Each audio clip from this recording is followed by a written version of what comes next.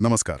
आज हम बात करने वाले हैं एक बहुत ही फेमस किताब के बारे में, रॉबर्ट कियोसाकी की रिच डैड पुअर डैड। सुना तो सबने ही होगा, है ना?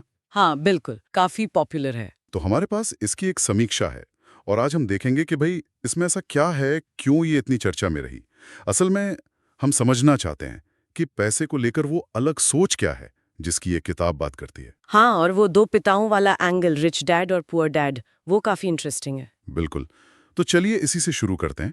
किताब का जो मेन अट्रैक्शन है वो ही है दो अलग अलग पिताओं की सोच, उनके पैसे को लेकर सबक। और सबसे पहली, शायद सबसे चौंकाने वाली बात जो सामने आती है वो है संपत्ति, मतलब एसेट्स, और देनदारी यानी लायबिलिटीज के बीच का फर्क। हाँ, रिच डैड का सिंपल फंडा था, ऐसी चीजें खरीदो जो पैसा कमा कर दें, जैसे रियल एस्टेट जिससे किराया आए, या स्टॉक्स। और देखिए, यहीं पर पेंच है। जिसे हम आमतौर पर संपत्ति मानते हैं, जैसे अपना घर या शायद गाड़ी, रिच डैड के हिसाब से वो देनदारी हो सकती है। अच्छा, वो कैसे? क्योंकि वो जेब से पैसा निकालती है। घर का मेंटेनेंस, लोन की किश्तें, गाड़ी का खर्चा। पैसा जाता है, आता नहीं। असली संपत्ति वो है जो पैसा आपकी जेब में डाले। ये सोच ही एकदम अलग है ना? हाँ, ये तो सोचने वाली बात है। अच्छा, और दूसरी बड़ी सीख क्या थी? वो जुड़ी है काम करने के तरीके से। ओके। रिच डैड कहते थे कि सिर्फ सैलरी के लिए काम मत करो, सीखने के लिए करो। सीखने के लिए मतलब स्किल्स डेवलप करो, जैसे सेल्स है, मार्केटिंग है, लोगों को मैनेज करना, निवेश समझना। ये चीजें लॉन्ग टर्म में ज्यादा वैल्यू देती हैं, सिर्फ तनख्वाह नहीं। राइट, नौकरी से स्किल सीखना। बिल्कुल। और ये बात हमारी जो पारंपरिक शिक्षा है उससे काफी अलग है। हाँ, स्कूल कॉलेज में तो अच्छा एम्प्लॉय बनना सिखाते हैं ज्यादातर। नहीं, फाइनेंशियली इंडिपेंडेंट कैसे बने, ये कौन सिखाता है? कियोसाकी इसी पर जोर देते हैं कि भाई ये समझदारी, ये फाइनेंशियल लिटरेसी, ये तो खुद ही डेवलप करनी पड़ेगी, स्कूल के भरोसे नहीं रह सकते। और वो मानसिकता वाला फर्क, वो जो कहते हैं कि गरीब सोचता है। हाँ, वो मशहूर लाइन कि पुअर डैड का रिएक्शन होता था, मैं ये नहीं खरीद सकता। और रिच डैड? वो पूछते थे, मैं इसे कैसे खरीद सकता हूँ। क्या बात है, ये सिर्फ शब्दों का हेरफेर नहीं है ना? नहीं, बिल्कुल नहीं। ये प्रॉब्लम सॉल्विंग अप्रोच है। ये मौके ढूंढने वाली मानसिकता है।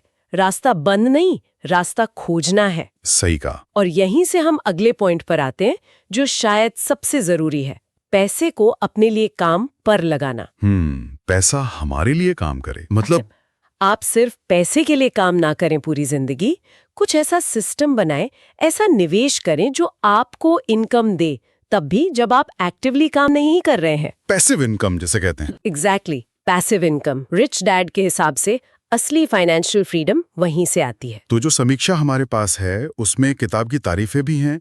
कहा गया है कि कहानी की तरह समझाया गया है तो आसान लगती है। हाँ, बिगिनर्स के लिए अच्छी है। पर्सनल फाइनेंस में जो नए हैं उनके लिए, और ये जो पारंपरिक सोच है पैसे को लेकर, उसको चैलेंज करती है, सोचने पर मजबूर करती है। ये तो है, लेकिन समीक्षा में ये भी बताया गया है ईमानदारी से कि इसमें बहुत प्रैक्टिकल सलाह नहीं है कि कैसे निवेश करें। मतलब स्टेप बाय स्टेप गाइड नहीं है। अच्छा, मतलब थ्योरी ज्यादा है। हाँ, कह सकते हैं। और कुछ लोगों को लगता है कि बातें थोड़ी ज्यादा सरल कर दी गई हैं, या सिर्फ लेखक के अपने किस्सों पर आधारित है। हो सकता है वो हर किसी के लिए काम ना करे। ये भी पॉइंट है। तो एक बैलेंस्ड व्यू रखना जरूरी है। तो फिर कुल मिलाकर निचोड़ क्या निकलता है? समीक्षा में भी इसे अच्छे स्टार्स मिले, 4.55। हाँ, तो ये कोई फाइनेंस की टेक्स्ट बुक नहीं है ना, ये माइंडसेट बदलने वाली किताब ज्यादा है। पैसे को देखने का नजरिया बदलती है। बिल्कुल। हाँ। ये एक तरह से मोटिवेशन देती है कि आप अपनी फाइनेंशियल जर्नी शुरू करें। हाँ, आपको जगाती है कि पैसे, काम और अमीर बनने के बारे में थोड़ा अलग ढंग से सोचो, प्रोएक्टिव बनो। सही कहा। तो ये एक स्टार्टिंग पॉइंट हो सकता है कई लोगों के लिए। हाँ, बिल्कुल।